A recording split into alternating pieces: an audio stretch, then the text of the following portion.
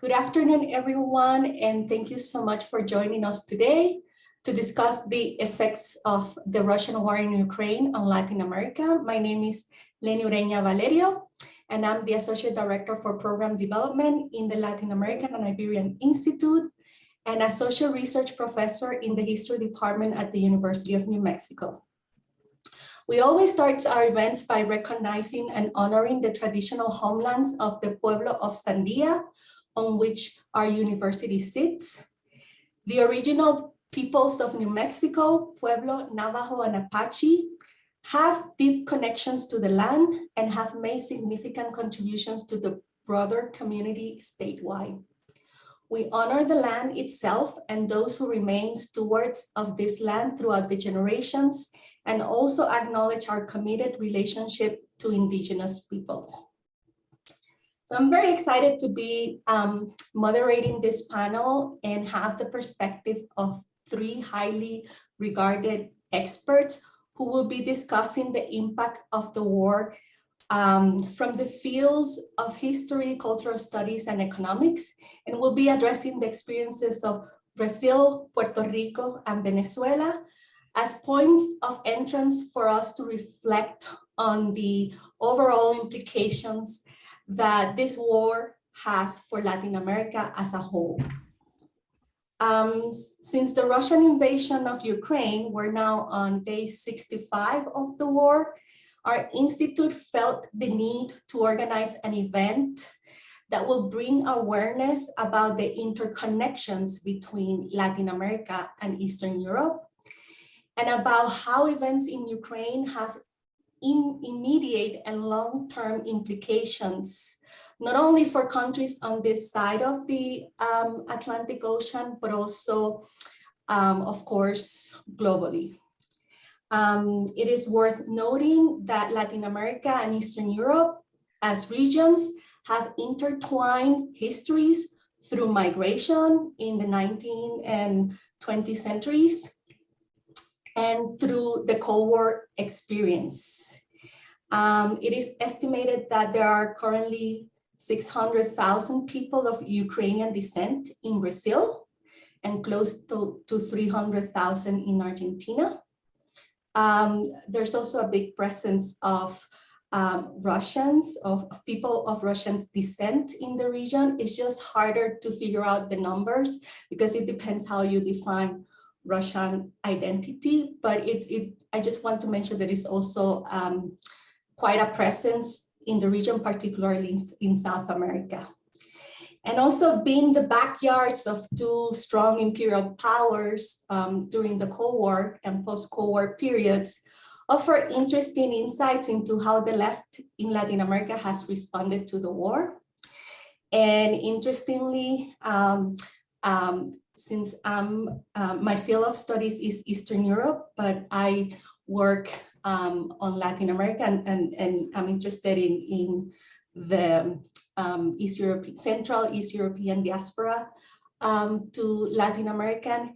It was also interesting for me when I did field work in Poland about 10 years after the fall of communism, and this intertwined Cold War experience produced also interesting conversation with people over there. For example, having to explain the origins of my name, coming from Latin America, why I was named after Lenin, but also cultural shock for me to see how some monuments and places were named after Ronald Reagan. As a historian, I could obviously understand those differences, but growing up during the Cold War period, it was always a cultural shock for me, and it's still a cultural shock when I see those monuments over there. So given these intertwined histories, we wanted to provide a forum to discuss three areas that we saw emerging from Latin American discussions about the war. And one was the effects of the war on the economy, particularly on the agricultural and oil sectors. the reactions of the left, particularly in the context of Puerto Rican colonial relations with the US mainland, and the prospect of US-Venezuelan political rapprochement or conciliation. So to discuss these topics, we have invited, and I welcome them. We have invited Adhemar Mineiro, who is an economist and currently a PhD candidate at the Federal Rural University of Rio de Janeiro. He has worked at or served as advisor in many organizations, such as the Inter-Union Department for Statistics and Sócio-Economical Studies, the Brazilian Network for the Integration of People, and the Trade Union Confederation of the Americas. Since 2019, he serves as member of the coordination in Rio de Janeiro of the Brazilian Association of Economists for Democracy. We also invited Carlos Pabón Ortega, who is professor in the history department at the University of Puerto Rico, Rio Piedras campus. He's the author of numerous monographs and essays that critically assess the question of the nation in Puerto Rico, also the topics of history, memory, fiction, and stream violence. And his book, Historia, Memoria y Ficción, Debates sobre la representación de la violencia extrema, just came off the press and was published by the well-known Ediciones Laberinto in San Juan, Puerto Rico. We also invited Francisco Rodríguez, who is an economist from Venezuela and founder of the nonprofit organization Oil for Venezuela. He served as the head of the Economic and Financial Advisory of the Venezuelan National Assembly from 2000 to 2004. He was also head of the research team of the United Nations Human Development Report Office and chief Andean economist of Bank of America. He's currently the 2021-2022 International Affairs Fellow in the International Economics of the Council on Foreign Relations.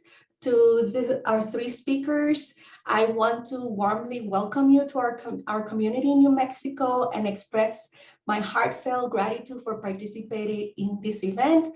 And I hope you can visit us in the near future. Thank you so much. And our first speaker will be Adhemar Mineiro, and he has a PowerPoint presentation. Thank you for the invitation to participate here and share my ideas with you today. The topic we are to discuss is not very optimistic. We are talking about a war situation, people are being killed or injured. So I begin by lamenting the situation of the war before going specifically into the Brazilian situation, okay? So now, just to discuss the effects for Brazil. Can you see the second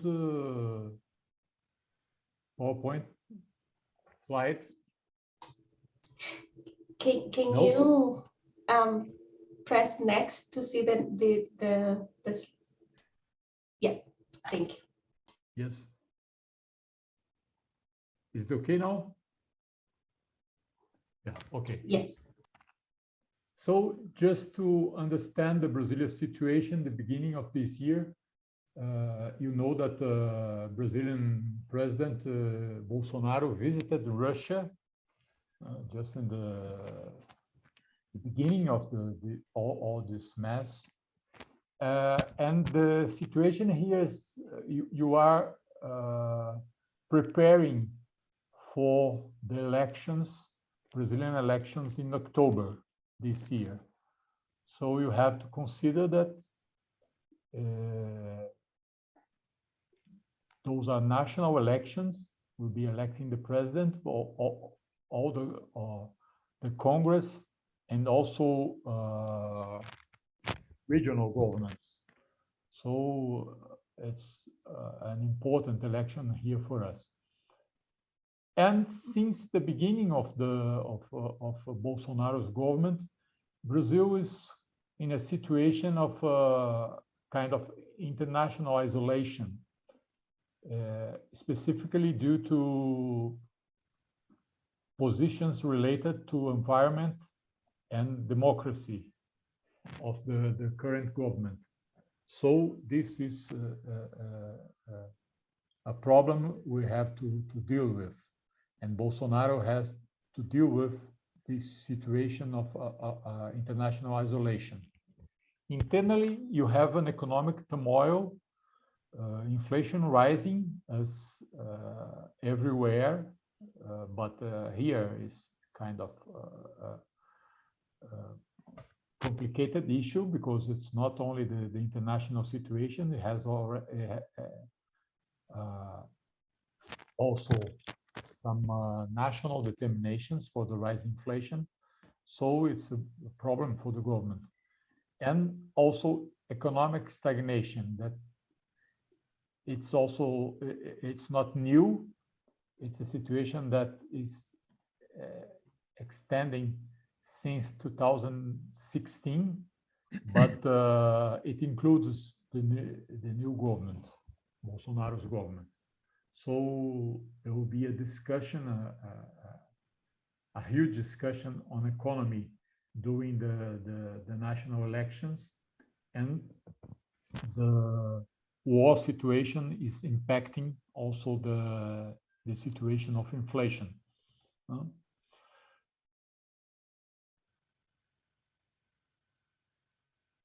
We have those economic problems, but on the other hand, we had a good performance in the export sector, which is concentrated on the export of primary goods, agricultural, mineral, and energy.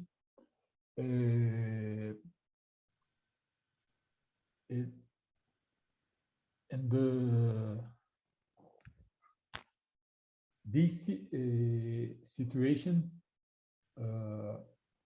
is very concentrated in trade with China, which also has to be considered in our discussion here. And finally, we have a growing level of institutional tension within the different sectors of the state, between the presidency, the executive, the Supreme Court here in Brazil, and the National Congress. So this was the situation 2 years ago. Last year we had less of this, but now the tension is growing again. So we have to take this into consideration, because some of the measures being taken are dealing with this situation.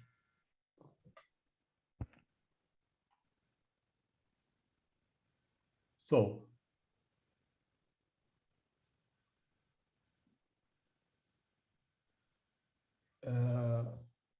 there are some conditions that are important to take into consideration. One I referred already is the great commercial dependence on China. About a third of the Brazilian exports and more than 50% of the imports are related to the trade with China.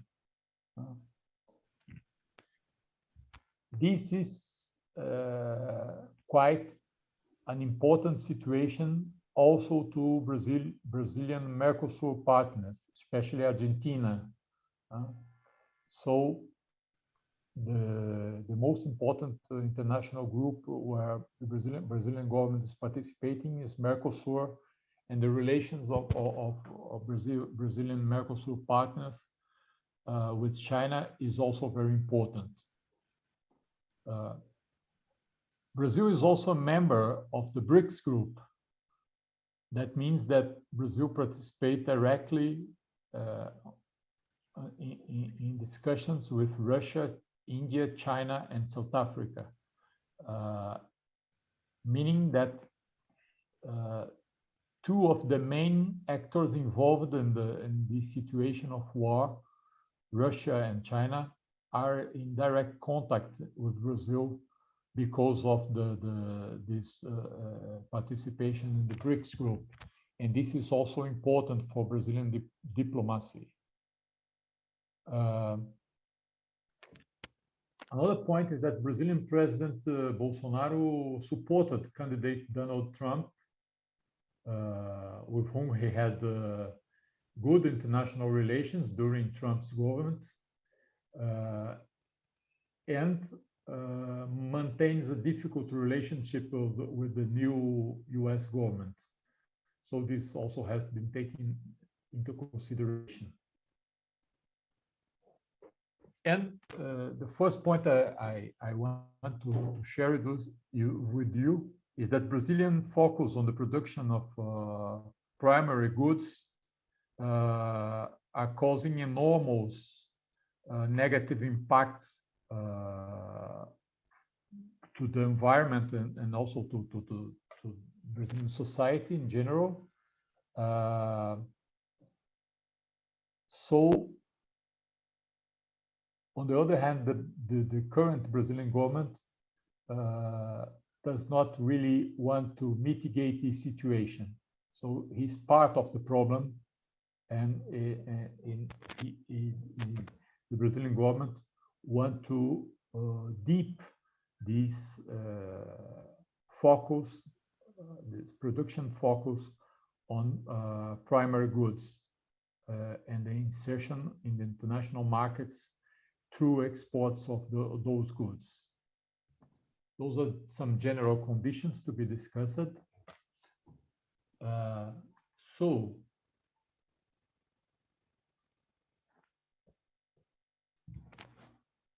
specifically related to Russia and Ukraine, and Brazil has a trade deficit with Russia, but this is very concentrated. Brazil is a big importer of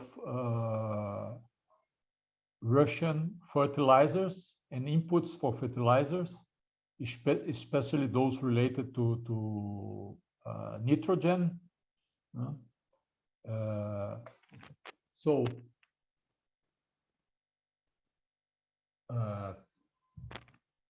about 60% of total Brazilian imports from Russia are related to fertilizer or inputs for fertilizer.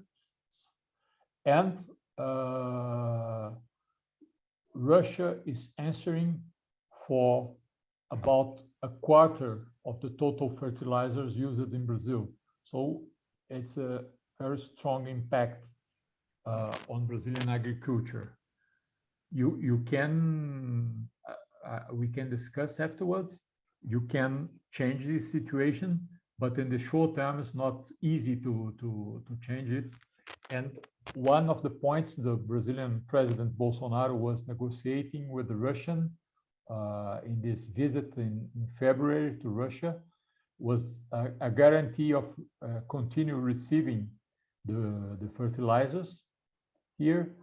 And just 2 or 3 days ago, in a contact with the Brazilian soybean producers in São Paulo, he reinforced that there are some ships coming at this moment from Russia with the fertilizers to guarantee the supply for Brazilian agriculture. So this is an important point for the Brazilian government. On the other hand, Russia is not so important as a trade partner for Brazil. So the relations are quite asymmetric because Brazil is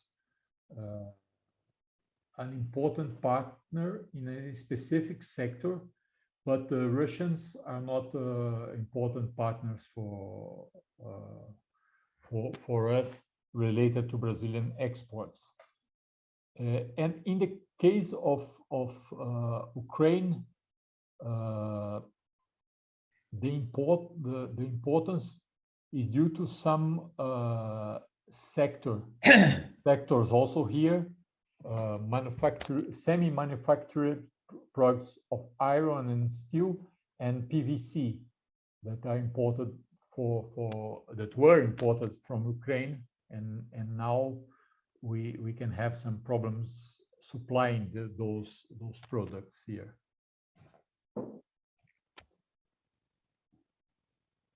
Well, finally, on the effects to Brazil, we have some micro effects that can be the rearrangements in agricultural production chains due to and the eventual substitution of imports, specifically the fertilizers coming from Russia. But as I told you, also in other sectors, we are dependent from some products coming from Ukraine also.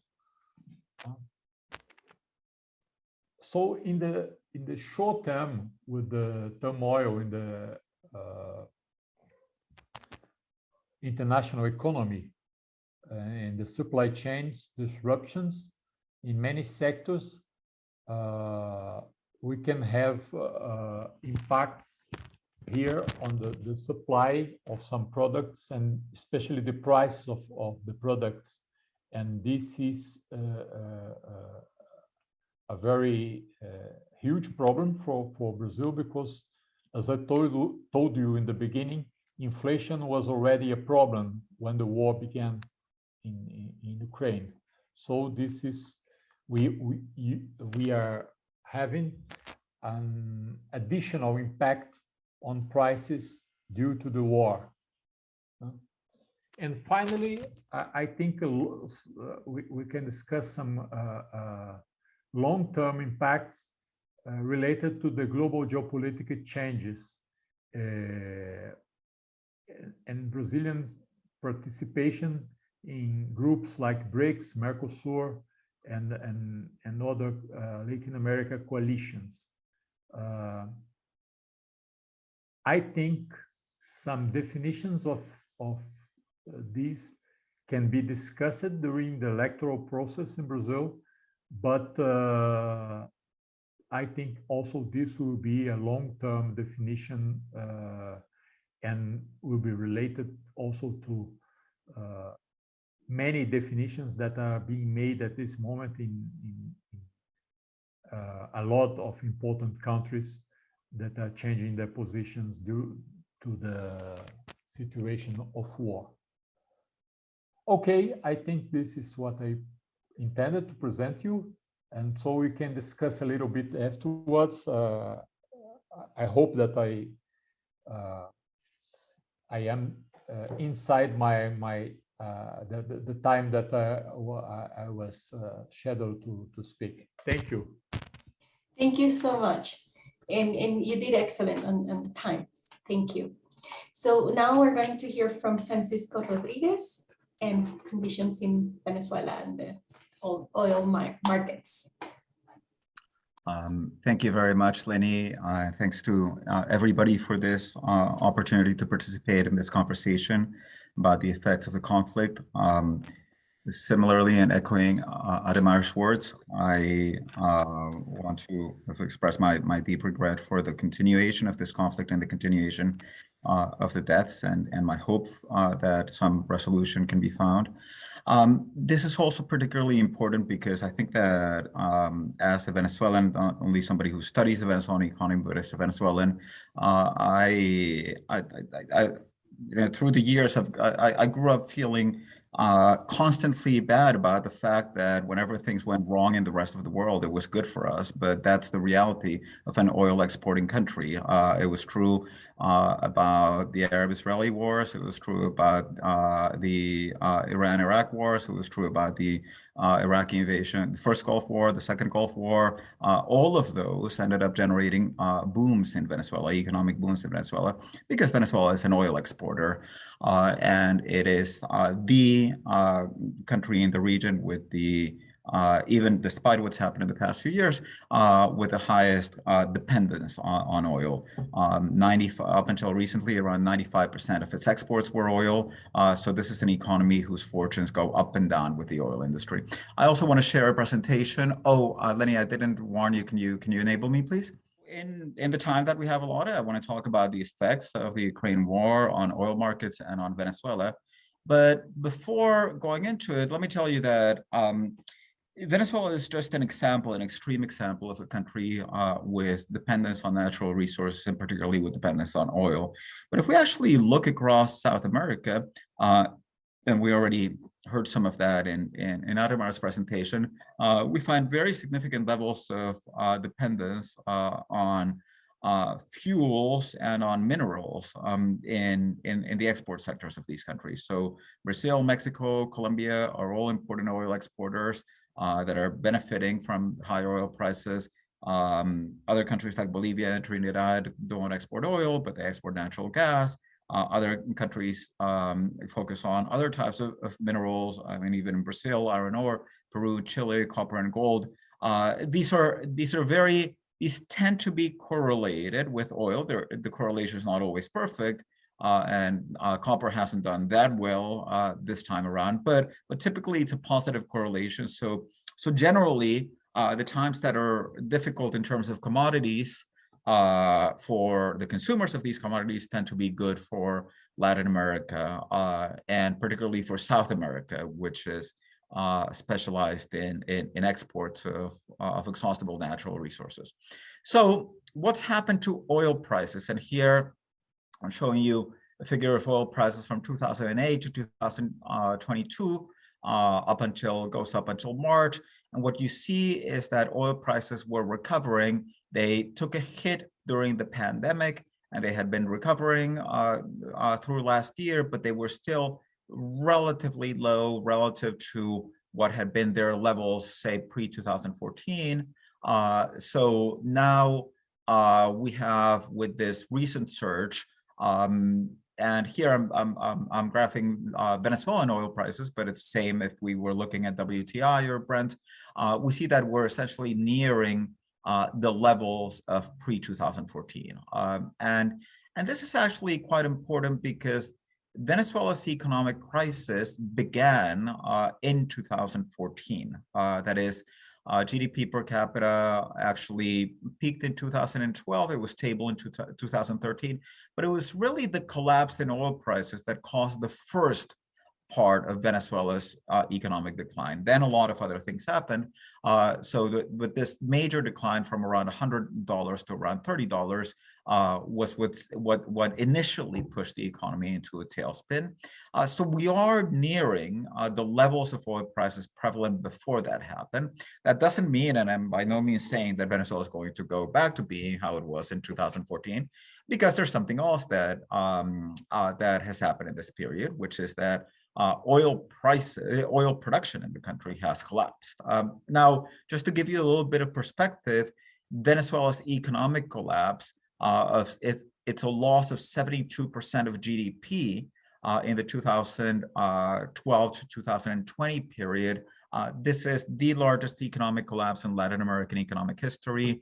It is the 5th largest in world history since 1950, since we have comparable data, and it is actually the largest peacetime collapse. So all in world history also. So all other collapses that are higher than this, they've occurred during war times as a result of conflict. But without war, this is, at least since 1950, in the past 70 years, which are the ones for which we have full data, this is the first time that it appears to happen. So it's a pretty big collapse. And what that means is that even if the economy begins to recover here, it has a lot of ground to recover. And let me just give you some examples. So suppose if your economy, like Venezuela's, drops, and let's round the numbers, by 70%, and then it recovers, as some people think that it might, by 20%. Well, if you do the math, I mean, you say, okay, that's 70 minus 20, it's 50. Actually, no, because that's 20%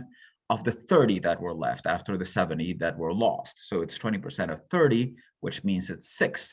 So even this huge 20% growth is really just recovering 6% of what you had at the beginning of the collapse. It's relevant, it's high, it can be high, but and you see that well here. You see that whatever recovery is beginning to happen, it's really going to be a long time until it raises what happened here. So here, I'm showing you also oil production in Venezuela. And this is the reason why the country is not going to go back to being 2014. So I have shown you oil prices. Now I put in oil production. Oil production in Venezuela was actually stable up until 2016. And I'll talk a bit more about that. Then it started declining. And then it began falling very rapidly until it hit a low in 2020. And then it started recovering, and it's continued to recover on and off, but it does seem to be on an upward trend.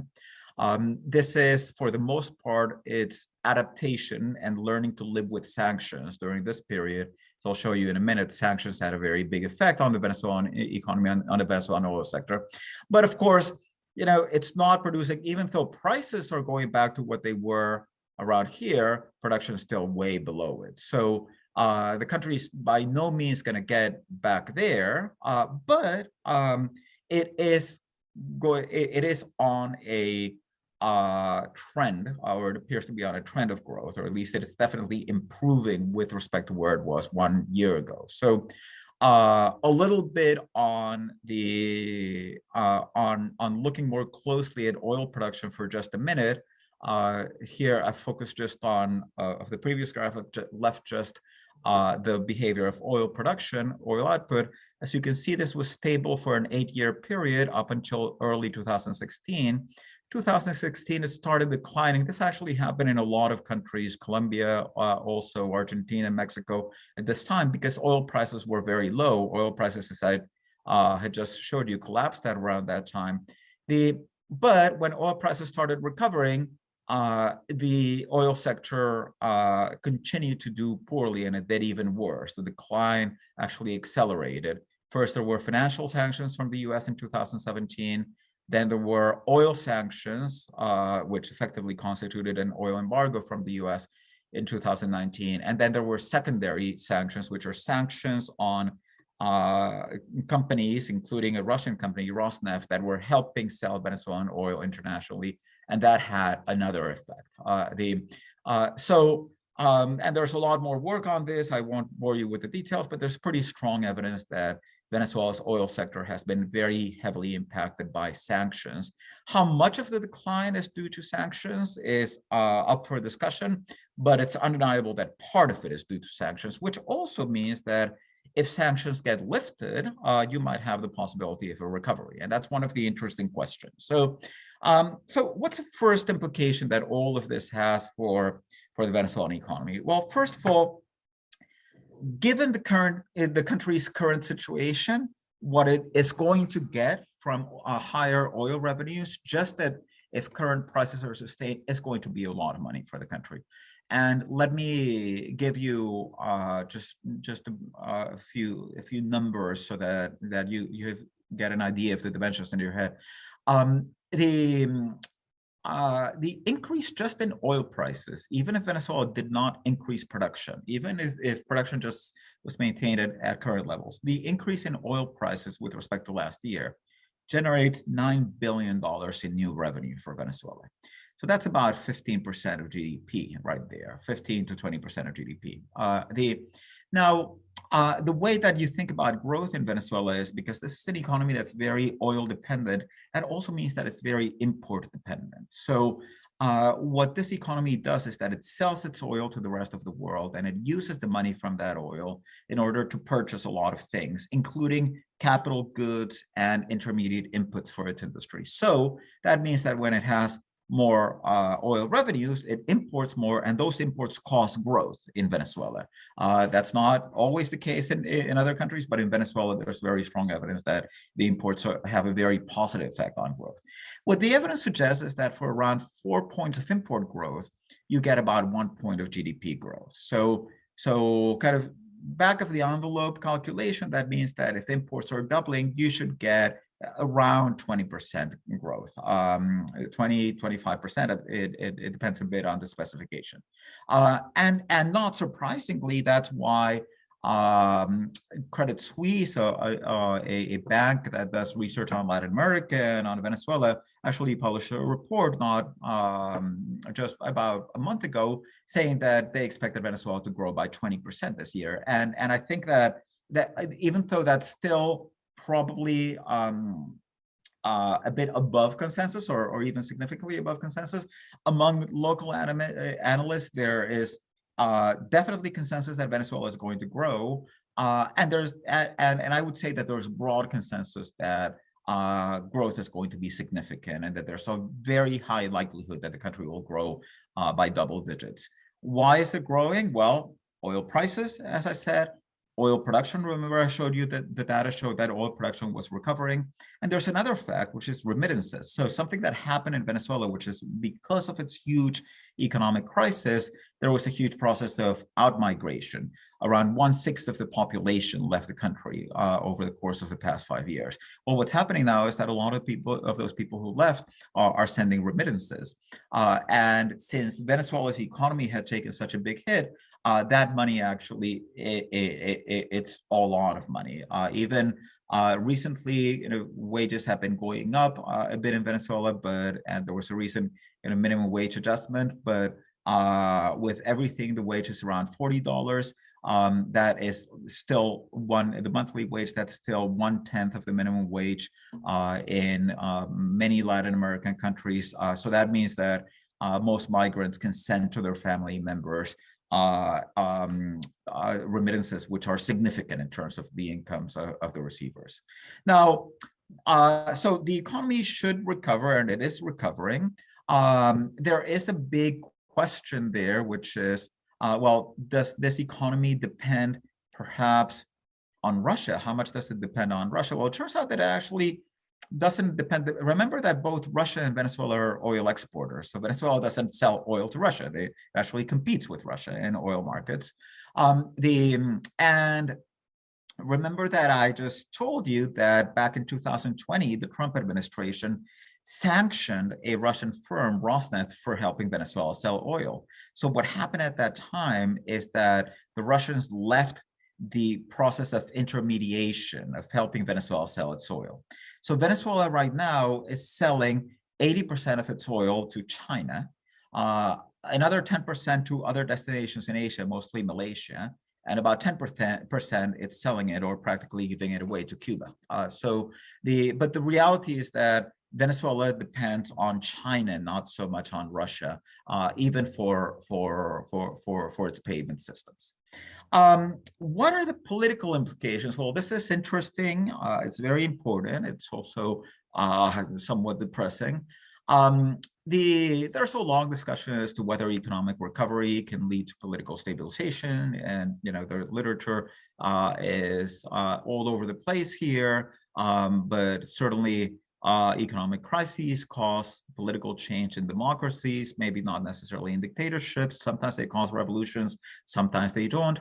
Now, in this case, economic progress, I would argue, is very likely to, at least in the short to medium term, benefit Maduro. And that is because the country has just undergone a very serious crisis under Maduro, and Maduro's narrative and his explanation for this is that it is due to sanctions. So this allows him to build a narrative in which the economy is recovering due to his efforts to overcome sanctions, and therefore to gain some of the credit, a significant part of the credit for this recovery. And that seems to be what's happening in some recent public opinion data. Now, he's still very unpopular, but his popularity has doubled from around 10 to around 20%. And even more importantly, he seems to be more popular than most opposition leaders. Now, it's kind of complex to measure approval of the opposition, because some people might be telling you that they dislike the opposition precisely because they haven't been able to get rid of Maduro. But the reality is that For example, Juan Guaido's approval rating is 12% in some of the latest surveys. And what's true is that in and I don't want my comments to be mistaken as implying that there are free and fair elections in Venezuela. It's a very unlevel playing field. It's a typical competitive authoritarianism where the government intervenes significantly in slanting the elections to its side. But within that context, it's true that still people vote and the votes are counted, and and there's consensus that that by and large, at least in the majority of cases, in the overwhelming majority of cases, the vote tallies do effectively represent the way that people voted, so that the vote tallies in most national elections are not altered. Now, I emphasize the most of it. We can talk about that in questions. And even within that context, the government has this very powerful electoral machinery, which allowed it to win 19 of 23 governorships and regional elections. So I would definitely not rule out the possibility that we go to an election that is acceptably competitive for the international, for the purposes of the international community, and the government manages to win it. This would be similar, for example, if you look to a similar case, I would talk about Zimbabwe in 2013, where the 2008 election between Mugabe and Morgan Tsvangirai was obviously rigged, and it was denounced as such by the international community. But the 2013 election was won by Mugabe, and it was relatively accepted by the international community. Nobody said it was perfect, but international observers said that the results reflected the will of the Zimbabwean people. This is something that if the current boom of the economy does grow at double digits during the next 2 years, well, something that we do know is that electoral performance and electoral approvals correlate very strongly with recent economic growth. Now, the international dimension of this is really interesting, because just after just as the conflict was getting started, the U.S. actually sent a delegation to Caracas to speak with Maduro. And the significance of this cannot be underestimated. The U.S. does not have relations with Maduro. It does not recognize Maduro as the president of Venezuela. Formally, it recognizes Juan Guaido as president of Venezuela. And what the script that U.S. spokespersons have used to describe Maduro, U.S. government spokespersons since 2019, is as the former president of Venezuela.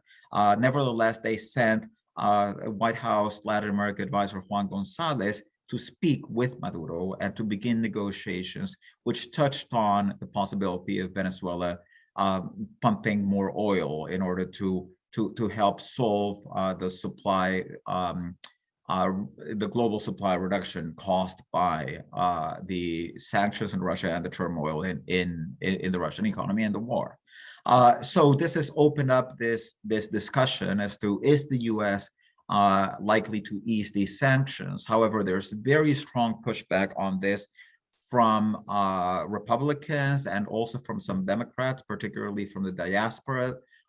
In the Florida congressional delegation is very sensitive to the diaspora. The diaspora is at least very vocal. Diaspora groups are very vocal in calling for sanctions to be sustained and a hard line on Maduro. So they very much oppose sanctions. Some domestic groups have been calling for easing of sanctions, not lifting necessarily, but easing.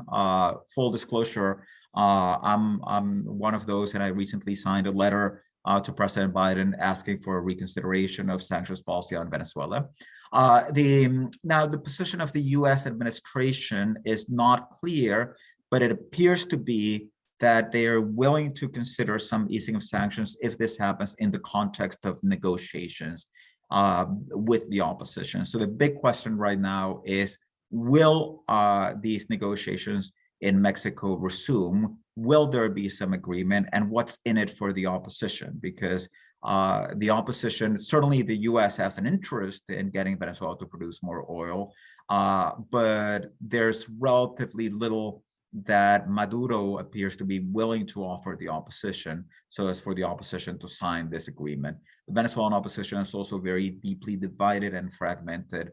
In these last regional elections that I discussed, the main opposition coalition led by Juan Guaido obtained just 23% of the national vote, but more importantly, it obtained 40% of the opposition vote.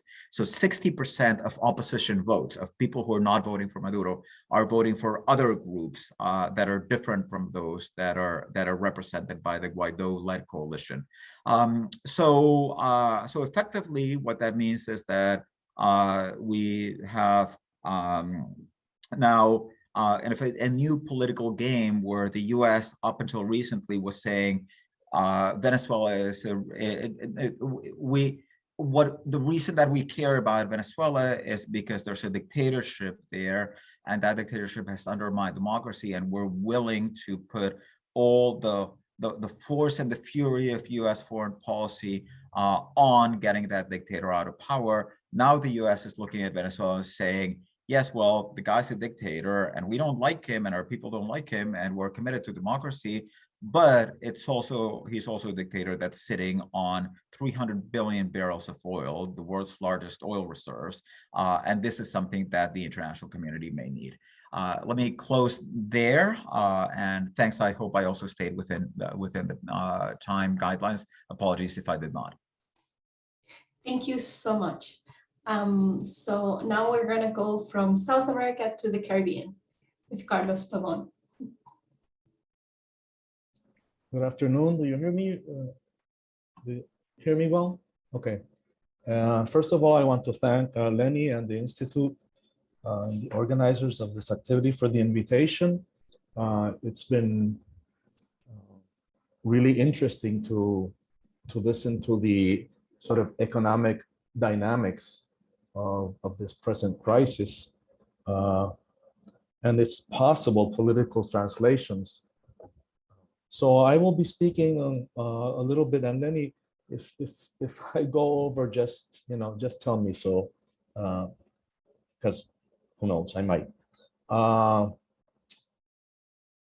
The effects of Putin's war of aggression on Ukraine on the left, and specifically in Puerto Rico, but I would say that within certain specificities of Puerto Rico, the most important one being a colony of the United States, and that the left is constituted by the independence movement, allegedly.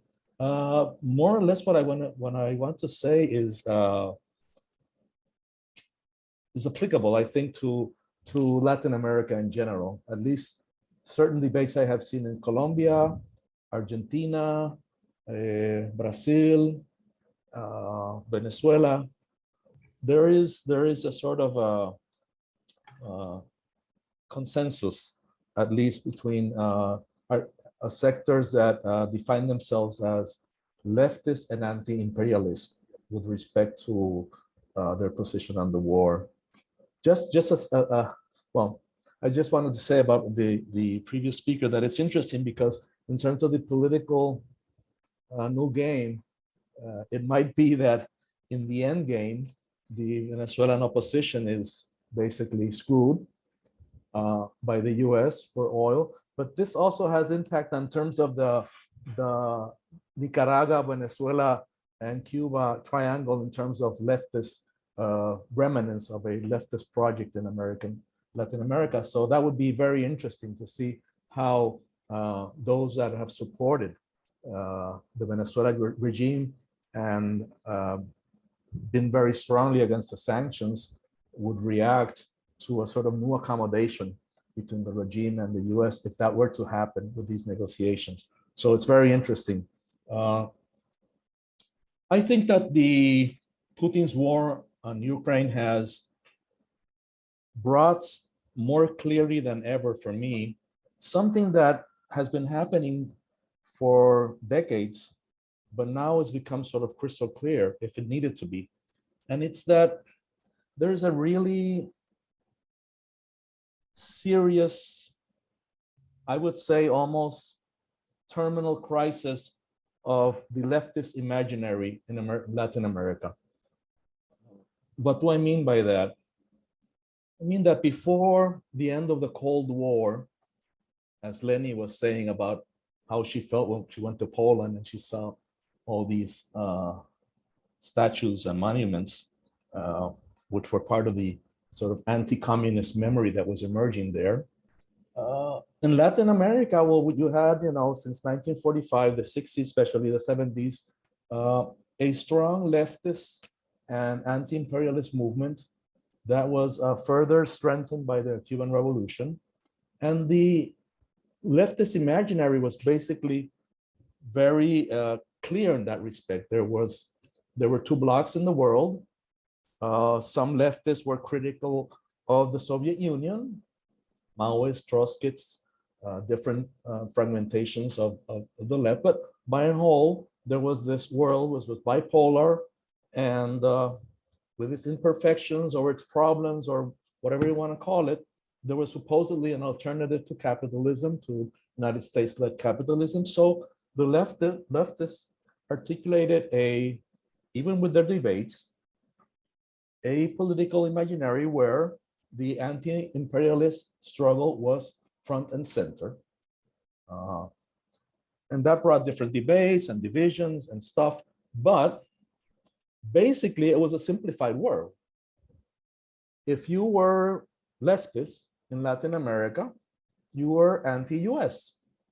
US was the main imperialist power in the world, and it was the main enemy of the people in Latin America. After the Cold War, even with the crisis in former Yugoslavia and September 11th, the world got murkier. The good guys and the bad guys were suddenly not so clear to identify, because this binarism that had presided over the Cold War was basically more for me, more than political, was a moral, sort of moralistic point of view, good and bad, and evil, and it was clear where was what. With the disappearance of the Soviet Union, which we see that now Putin brings back in terms of his resentment of the defeat and dismemberment of the Soviet Union and the supposedly territories that were lost, certain key international conflicts began to emerge, which started dividing the left in Latin America and in Europe in terms of these conflicts. And one of them was the Balkans, right? For example, right now, one of the discourses of sectors of the left that have openly or indirectly supported Putin is that there is a humanitarian intervention going on because there's a genocide going on in the Donbass region. So they support military intervention to save those Russian ethnic people who are being massacred. But those are the same sectors that were against NATO's intervention in Belgrade when they claimed to be doing a humanitarian intervention. So we start to see these sort of contradictions in terms of who do you support, in what context, and for what reasons. So what we have now is, and I'm not saying it's homogeneous and it's unanimous, but there are strong voices between leftist currents in Puerto Rico. Strong voices doesn't mean that it's a strong representation politically, but they sort of tend to dominate the debate and the discussion. But also in other parts, which basically have bought and reproduced Putin's discourse on the war, which to begin with is not a war, right? They begin by talking about the special military operation. They defend and accept and promulgate Putin's vision of what's going on. And they place and see this conflict as a geopolitical conflict between two forces, again, that have reemerged. It's a sort of the post-Cold War revenge going on. So it's a proxy war between NATO, which is responsible for provoking the war and provoking Putin to defend himself because of the expansion to the east, and Russia.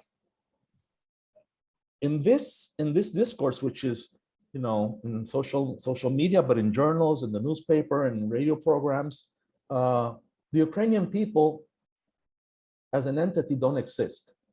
They don't even exist. You know, sort of the epiphenomenon there. You know, these Ukrainian people, they're proxies. This is a real big geopolitical struggle going on to reshape the world order, and a new axis is emerging. And the culprit is US imperialism, which is NATO. So in Puerto Rico's case, that becomes very interesting because, as I said, historically, the left has been basically understood to be the independence movement.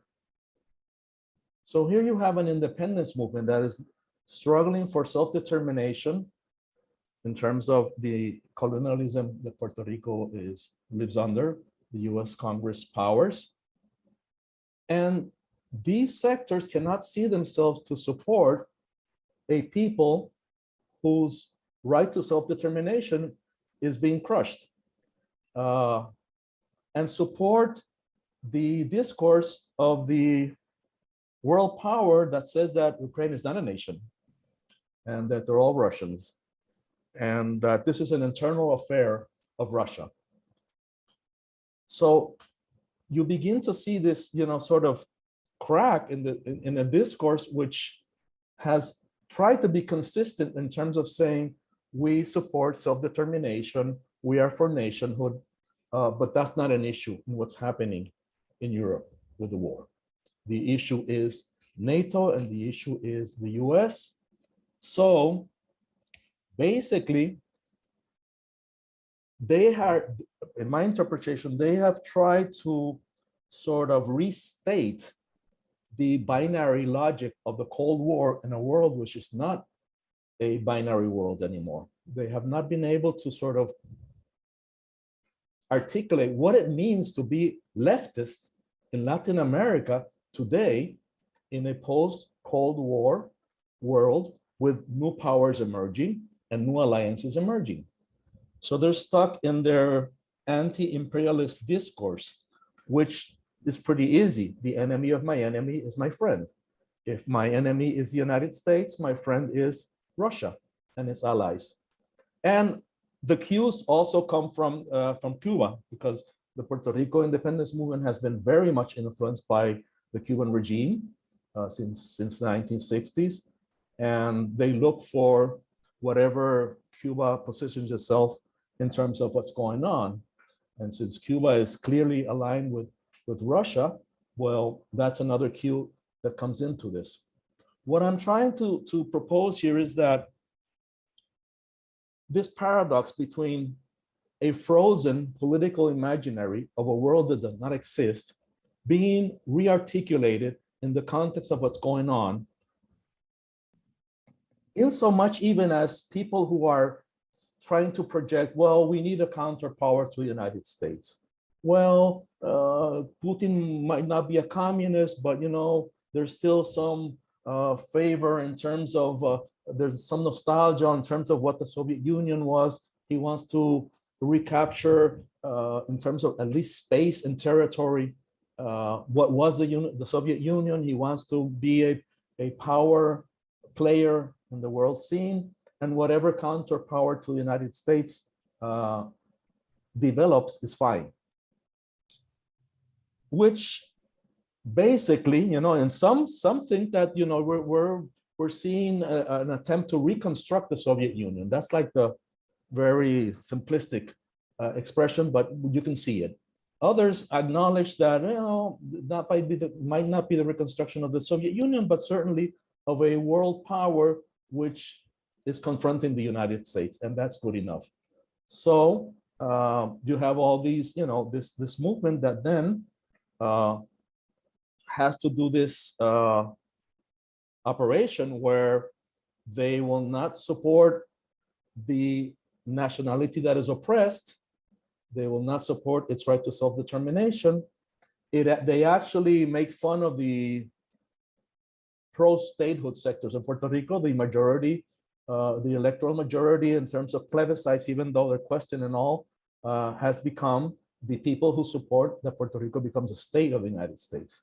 And this movement is very complex, but basically it's been anti-communist and quite conservative in many, many issues.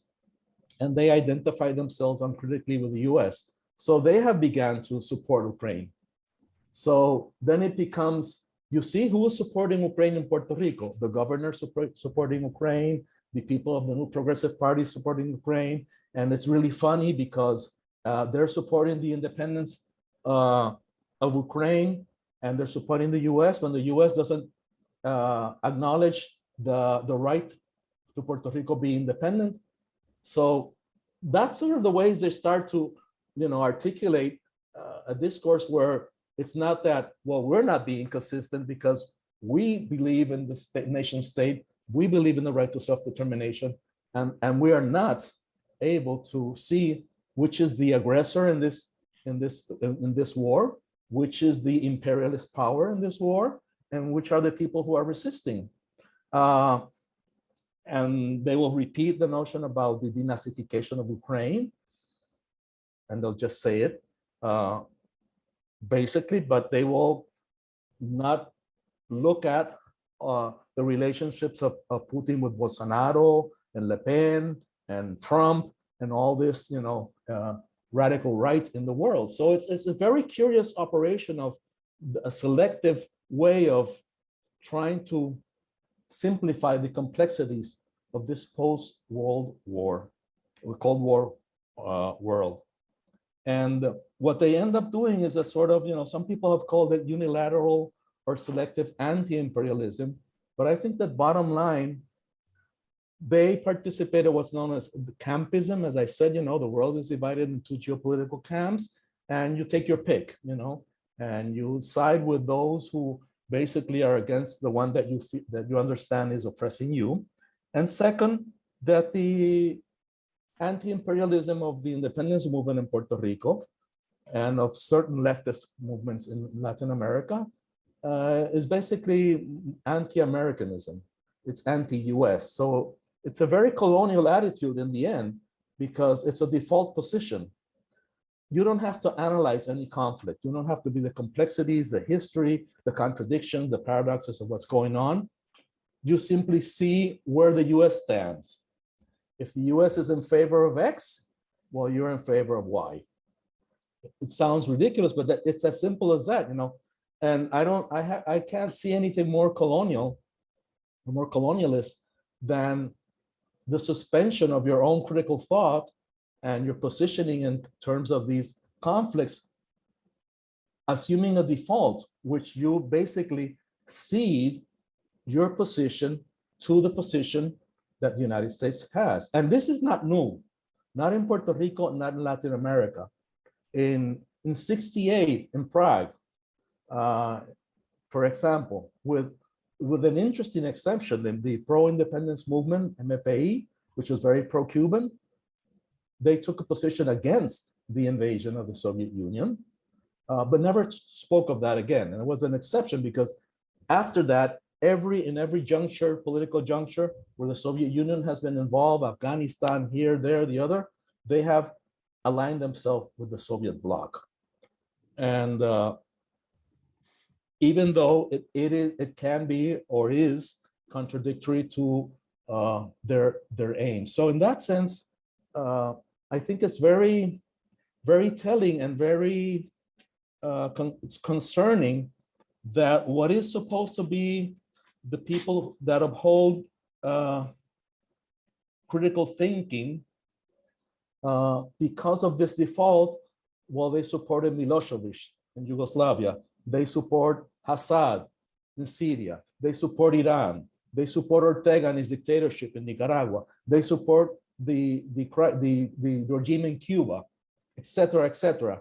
And when they can't support what is going on, they will say, in terms of, for example, they will say, well, maybe they shouldn't repress people because they're just exercising freedom of expression, or they went to the street to protest in Cuba, but you have to understand that the embargo. You have to understand that it's the fault of the United States because of the sanctions. You have to understand that these are mercenaries. You have to understand that these are not really people that are struggling for whatever they say they're struggling, because they're being manipulated. So there's no way of ever going into the internal conflicts of a society. And some of them, you know, come from Marxist backgrounds, and they suspend any analysis of class or social contradictions in a society and what's going on. So the fact that in Cuba, for example, el 11 de julio, the Afro-Cuban community of the poorest sectors of La Habana and other cities took the streets and protested. Nothing was happening. And if something happened, it was violent. And if something happened, it was paid by the US. And you have very influential intellectuals repeating this sort of notion. And it's because of this default. Nationalist, narrow concerns of we have to certainly position ourselves against the US no matter what. And as I said, even in the Cold War with the dissidents in Eastern Europe, I was in Prague in 1988 with a friend of mine supporting a group of dissidents there. We were arrested. We were expelled from Prague because we were participating with this human rights group. And, you know, the left in Puerto Rico consistently would understand that this was a sort of CIA investment or process or backing. So that is concerning, you know, the lack of independent judgment and criteria, the lack of a capacity to analyze a specific situation and not define not only what you are against, but what do you favor. I think this has brought very clearly to the forefront the notion of what does the left stand for in Latin America? What does it favor? You know, now that the main investments are China, and we can see from both expositions before us that maybe the big winner in all this in terms of effects of Latin America is China, because China is best positioned to further its advantages in terms of the economic dependency or their investments in Latin America. And still the fight is with US imperialism. That and— Just one more minute. In a minute, that and, which is also very fascinating, is a sort of the Trumpist worldview of alternative facts. You have different sectors in Puerto Rico of the left, independentistas, saying that the massacres in Ukraine are staged, that the photographs are staged, that this is false, that these are just sort of performances, or these are all falsifications. I mean, they have their own set of alternative facts. And you can't enter a domain of rational discussion in terms of the evidence, because what they'll say, oh, you're just repeating what CNN says. But even people who follow the Russian media argue about what's going on, and it doesn't matter. So it becomes very concerning, because we are living, apparently, in the age of what I believe is true, period.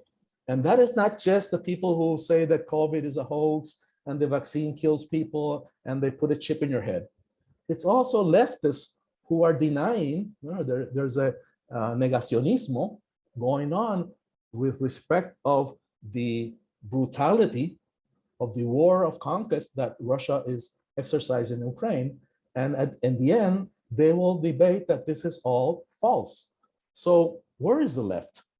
Or what is left of the left that proposes this? I am very pessimistic in terms of this scenario, because this is going to be ongoing, and the emergence of China and Russia and the decline of the US signals that what the left stands for in Latin America is going to be very difficult to discern.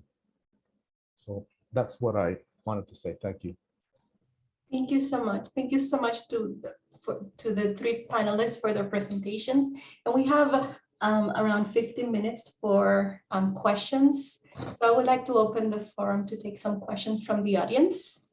Feel free to unmute yourself and pose your questions, or write it into the chat. Well, if I would like to then start with my questions, and specifically for, oh, sorry, Ari? Hi, I just want to say that, and excuse my voice, I'm a little under the weather, but I wanted to say that I thought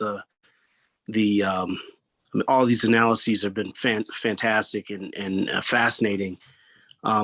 But this last one, I feel like is almost, put the wrapped up, I don't know, 2016 to 2022, just so succinctly. And the terrifying thing, and I'm getting to a question, but the terrifying thing is, how is it that, this is now turned around and is catching up to the US and mixing together, and this inability to apply critical thinking is terrifying. So I guess the question is, what are the next steps? I mean, we can teach more critical thinking in schools and things like that, but even more so on a political and on a civil dialogue perspective, what is the next step? And who knows what the answer is, but somebody will be able to think about it and talk about it. Well, I don't know. I don't have an answer. I'm quite pessimistic about the whole, because I think our politically, we live cynical times in the sense that Sloterdijk defines cynicism. People that assume a certain position, no, it's not a matter of knowing. They know they're wrong. They know it's not true, but still they will say it. I mean, does a guy who was an intellectual with a PhD really think that the massacres that are occurring in Ukraine are staged?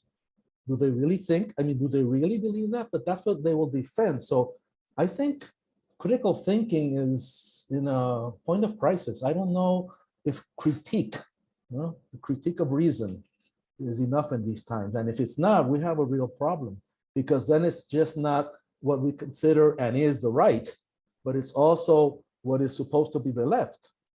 And the conflation, in Puerto Rico, you have people on the right and the left. I'm sure in the United States and other parts who say COVID is a hoax and that won't put the vaccine on, and they say that Bill Gates put a chip there, whatever. And how do you debate with that? Obviously, it's not a lack of information. It's not just disinformation. There's something to the core of rationality and institutions' legitimacy collapsing, and living in a world where whatever you think is true. Because that, in Spanish, the frase is, if somebody begins a discussion, say, yo creo, forget it. There's no discussion. Yo creo. What do you do with yo creo? I believe. So it's I don't know. It's a great question. I don't have an answer, but I see it as very, very worrisome. And I'm not a defender of the Enlightenment and scientific reason as neutral and all that stuff. And I'm not a defender of nationalism either. But what do you do with all this? I don't know. I mean, there's practical things people are doing: solidarity, outreach, education. All that is important. But if we're in a more serious problem, and this is an expression of it, well, I have to say, I don't know. So we have a question from Emmy. Emmy, would you like to pose the question, or should I read it? Oh, I can unmute myself if that's helpful. Yes. This question is for Francisco, or really anyone who wishes to answer. What are the potential political implications for the rest of Latin America should the US roll back sanctions on Venezuela as a response to the war in Ukraine? Yeah, great question. And I'm not sure that I have a good answer, but let me first try to kind of walk through exactly what does it mean to roll back. And I actually am quite skeptical that they will be rolled back. I think that there's very strong status quo here. And the reason is that it's very difficult for the US to roll them back without going back on its narrative about what was happening in Venezuela. So the US, I mean, there's a sense in which it's kind of odd to say that there are negotiations with Venezuela between the U.S. and Venezuela on lifting sanctions and on getting the U.S. to purchase more Venezuelan oil, because the decision not to purchase Venezuelan oil was from the U.S. It's not like the U.S. doesn't have to send anybody to go and convince Maduro to ship oil to the U.S. He was doing that. He wanted to do that. He can't do that because of sanctions. So the optics for the U.S. of saying, well, we're just going to lift sanctions because right now, we care about oil and we're going to solve our problem with Maduro. I don't think it's doable. I don't think that it just generates so much pushback amongst the diaspora, amongst the Florida Congressional Caucus, and in the end, Florida is a very important swing state. But I also think that it ends up undermining the credibility of sanctions, which is something that right now the U.S. wants to say. I mean, they're saying, okay, we're imposing sanctions on the bad guys. We're imposing sanctions on Putin. So how do we explain that we're just going to roll back these sanctions on this guy who used to be a bad guy? So what's the U.S. looking for? The U.S. is looking for a way to sell this in which it can say, okay, we did this, but not because we care about oil, not because we care about money and we don't care about Venezuelan democracy, but we did this as a result of a political agreement. So what the U.S., and we're backing this political agreement between Maduro and the opposition. So what the U.S. has effectively told Maduro is, or appears to have told Maduro in this meeting is, look, you go back to Mexico, you go back to the talks, you reach an agreement with the opposition. The opposition, once you do that, then we can go to public opinion and say we're supporting this agreement that has occurred between the parts in Venezuela, because we've always been in favor of a negotiated solution. Now the problem is that it's actually not easy to get the Maduro government and the opposition to agree on something, because what they're fighting over is power in a winner-take-all political system where, by the way, and this I think is very important, power sharing does not seem to be an alternative for either of these sides. So it's not like you can say, hey, like at some moment was in Zimbabwe, here's a solution. Guaido will go into the cabinet and say he'll be prime minister or something, and the opposition will get some cabinet positions. If Guaido does that, he completely destroys his political capital. He will be seen as somebody who sold out to Chavismo. So what is Guaido negotiating over? He's negotiating over what he will call electoral conditions, and they are in principle electoral conditions or political freedoms, but it's really, he's negotiating over the conditions to drive Maduro from power in a winner-take-all political system. And of course, Maduro is not stupid, and he knows that, and he's playing the same game, but with the opposite payoff function. And anybody who's kind of studied a bit of negotiation theory, at least from the perspective of game theory, will tell you that there is actually no equilibrium to negotiation over a zero-sum conflict. There's nothing to negotiate about. So because of that, I actually see this as quite unlikely, unless the U.S. really decides to play hardball and says to the opposition, we need this agreement, you guys depend on us, so you guys better sign it. There's a chance that might work, but then you have to ask the question, well, is Venezuela that important in order for this to happen? And can't the U.S. get their oil from somewhere else? And furthermore, there's also a restriction, there's uncertainty about how much Venezuela could increase production in the near term. Some people think that it's more, some people think that it's less. So what is it that you're really going to get in exchange if Venezuela can only raise production by 200,000 barrels? So all of that said, I do think that what's happening to Venezuela is actually quite similar to what happened in Iraq in the 1990s, and quite similar to what might happen to Russia in 4 or 5 years from now, which is that if the international community walks into these sanctions equilibria pretty much because it doesn't really know what else to do. I mean, you can't go to war, right? Or at least you don't want to. You don't have the political backing, and voters don't want to go to war. And yes, I mean, they feel outraged about what Putin is doing, but nobody wants to send American soldiers there. Nobody wants to actually spend American lives in it. So what else do you have? You have this other recourse, which is sanctions, which is a way in which you can be tough and a way in which you can punish the aggressor without actually sending soldiers in. The problem is that sanctions are actually not very effective, at least, and all of the literature tells you that sanctions have, they're not usually successful, and they are particularly not successful for dealing with this type of conflict.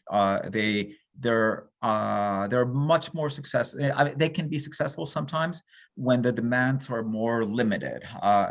So in Iran, you could get Iran to roll back its nuclear program because you were essentially telling the Iranians, okay, you're going to go back to being normal, or at least what you were before the sanctions, and you're going to continue to be in power. But if you're telling somebody we're going to drive you from power, what's the logic of saying I'm going to impose sanctions on you so that you leave power?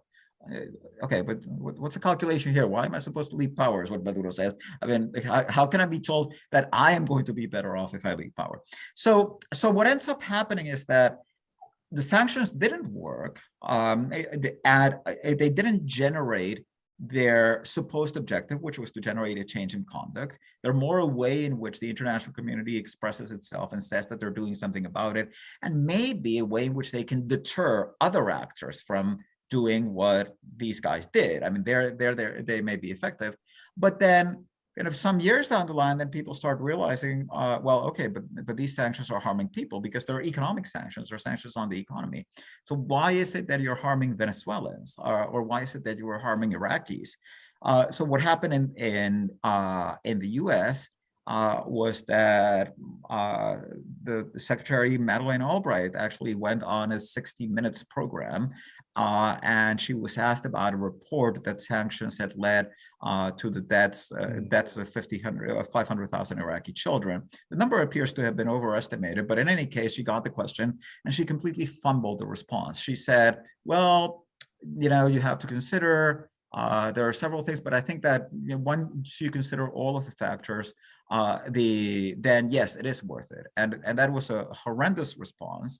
But it generated so much pushback that that in the end, the U.S. had to think about the oil for food program. And as a result, and just to make a long story a bit longer, as a result of all the problems of the oil for food program, but also as a result of the humanitarian effects of the Iraq sanctions, it was that a new generation of quote unquote smart sanctions arose, which were supposed just to target the oligarchs, like the wealthy people, the cronies, and the abusers. However, over time, and here the Trump administration really did a lot to change this. These sanctions started being used to replicate the first generation dumb sanctions. So the smart sanctions have been dumbed down again. So we're back to Iraq era style sanctions with all of the problems that accompany them. So it's not easy to walk out of this scenario. In the end, in Iraq, they created the Oil for Food program, and that was an imperfect solution, and that lasted until the Second Gulf War. How long have Cuba sanctions lasted? It's easy to impose sanctions. It's actually very difficult to get out of them. So, and I know I didn't answer your question, which is the worst thing, but it's really why I think that we're going to be stuck in this equilibrium for some time. Yeah, but the assumption that the only problem is for the United States, I don't agree with that. First of all, Venezuela is not Iraq. Second of all, the regime in Venezuela is a regime that has seen a very serious erosion of support. Chavismo has been divided also in 28 different parts, not only the opposition. Guaido is not a conflict between Guaido and Maduro. Guaido does not represent, as you well said, vast sectors, majority sectors of the opposition. It's a regime that depends more and more on repression. That's a regime that has expelled the largest migrants in Latin America. So, I mean, it's not easy for Maduro either to change his narrative. So it's like, you know, Cuba, I wish the US would take away the sanctions against Cuba. I wish they would tomorrow, to see what the Cuban regime is going to come up with, what excuse it's going to have for its fracaso. I mean, you know, it's been 50 years of saying the sanctions. Even Silvio Rodríguez the other day said, we're going to keep on 50 more years saying that the incapacity to get out of this crisis is because of the sanctions. How long can Maduro, if there's an upswing and all you project becomes, and there is not only growth, but redistribution of wealth, because it's not just growth, maybe, as you say, there will be a stabilization. But I mean, you know, I don't see the actors of social sectors of what I was saying about the conflict in Ukraine. I mean, it's not just Guaido and Maduro, it's not just the United States, it's not just international relations, it's what's happening on the ground with the people. And, you know, you said Maduro had 10% approval rating, now he has 20. That's a regime that has been really socavado in its power. Maybe they can recuperate with this influx of money, maybe not, because economics do not translate into political change automatically. So, you know, it's true, sanctions are very limited, it's easy to put them and it's very difficult to get out of them, but I don't think it's just a problem for the US. I think if the US starts buying oil from Venezuela and takes away whatever the sanctions they have, and people don't have to pay whatever they're paying in the US for their gas, nobody's going to really complain in the US about that.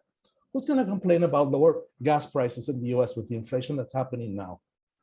I don't know this public opinion, if it's that important, gas prices versus recognizing Maduro. Yeah. No, I mean, I think that those are very important, valid points. I would say that, I mean, I think that there are two issues here. One of them is, what are the determinants of U.S. Foreign policy with respect to Venezuela? And you may well be right that the U.S. may decide, well, you know, what do we care really? I mean, yes, there's Florida, but and in Florida, maybe voters care a lot about Venezuela, but there's 49 other states where voters care a lot more about gas prices. So, and I think that is the logic whereby, that's why the Biden administration sent Juan Gonzalez to Caracas, because they want to get a solution to this. The problem, I think, has to do with, number one, when they came back, they do get this pushback because the diaspora is very organized, it's very vocal, and it sent the signal, hey, you know, if you do this, there's a political cost to pay. But they also kind of realized that kind of disentangling the Venezuelan problem is not that easy, because they just don't want to unilaterally lift the sanctions. They want to lift the sanctions and get something in return from Maduro, and that's where it's just not clear that it's in Maduro's interest to give them anything, or at least to give what the U.S. believes. I agree with that. Yeah, sure. And now you raised another very important point, which I wanted to address, which is, you know, where are all the other actors that are not kind of Guaido or Maduro and yes, I mean so there are several things happening in Venezuela, and one of them is that what happens in these processes, and by the way, I'm an economist, I'm not a political scientist, although I'm kind of an aficionado of political science, but but part of what happens in this process is that people just become disenchanted with all of them. So I think that there's a large part of Venezuelan society that right now will tell you, you know, they're all corrupt. I mean, they're all the same thing. You know, they all habla paja, which means they, you know, talk a lot and do nothing. They explain, some of the people who believe that Guaido was going to be able to throw Maduro out of power, they now have to come up with explanations for why that didn't happen, and they'll tell you things, some of which are ludicrous, like, oh no, you know, Maduro's paying him, you know, he's in bed with Maduro, they're all part of the same corrupt system. But it's just a reflection of how disenchanted people are with politics, and of course that means that people, you know, disconnect. I mean, a lot of people just don't want to, you know, I grew up in Venezuela, and it was such a political society. I mean, we used to joke that the way that Americans, when they don't have anything to talk about, they talk about the weather. In Venezuela, we would talk about politics. That actually has completely changed. In Venezuelan conversation, Venezuelans don't want to talk about politics, but it's not because they're afraid. I mean, there's a little component of that in some sectors, but for most of the part, it's just they've become disconnected. Then there's civil society. There are incipient civil society organizations, and these are trying to do something, and some of them are quite active. The part of the problem is that they fall a bit into the void of the maximalist discourse, because if you are a civil society organization, what do you want to do? I mean, you want to help solve the problems of people, right? So how do you do that? Well, you either have to interact with the government. I mean, at some level, you always have to interact with the government for something, but you also do have all of these collateral effects of the sanctions, things like overcompliance and all of the things that make it difficult for these organizations. So to a certain extent, the agenda of a lot of civil society is, well, let's try to get some agreement on the part so that at least, you know, we can get vaccines into the countries, that we can get kind of AIDS, HIV medication. But then this meets against the maximalist discourse of both sides, because, you know, by both sides, I mean Guaido and Maduro, you know, they're basically saying, yes, we're willing to do everything, but not with those other guys. So that generates another void. But I do think that it's very ripe terrain for a political outsider to come in. So I think that you know, when I said it's possible to envision like 2013 Zimbabwe, where the regime wins an election, that is possible. But it's also possible that within that complete disconnect, you really just have like another figure come in and capture the imagination of people, and you know, who knows where that leads us. Thank you. I just wanted to mention that we're 10 minutes over the allotted time, and I wanted to give the word to Adhemar, who raised his hand a while ago. Yeah. And then I have a question that I would like to pose as well. So Adhemar. Okay, thank you. And I know that we are running out of time, but don't be angry with me. But I want to raise a point from a South American perspective, is that in this discussion, we have a kind of shadow actor, which is very important in the case of South America, which is China. And China is also moving its diplomacy in the region. And China is the main trade partner of most of the countries in South America. So I think in this discussion, we have also to consider, as I put in the chat, I think we have the war on one hand, the real war. On the other hand, we have a war of narratives on the situation, but we have a concrete actor operating in diplomacy and disputing the situation, which is China, which is the main partner of the main trade partner of most of the countries in South America, and where Putin went just 2 or 3 weeks before beginning the war. So we have to consider that China was consulted about what Putin was preparing to do. And so it's operating its diplomacy, and this also has effects in the position of the countries, and also the social sectors, and also the political parties of the region. Thank you. I agree.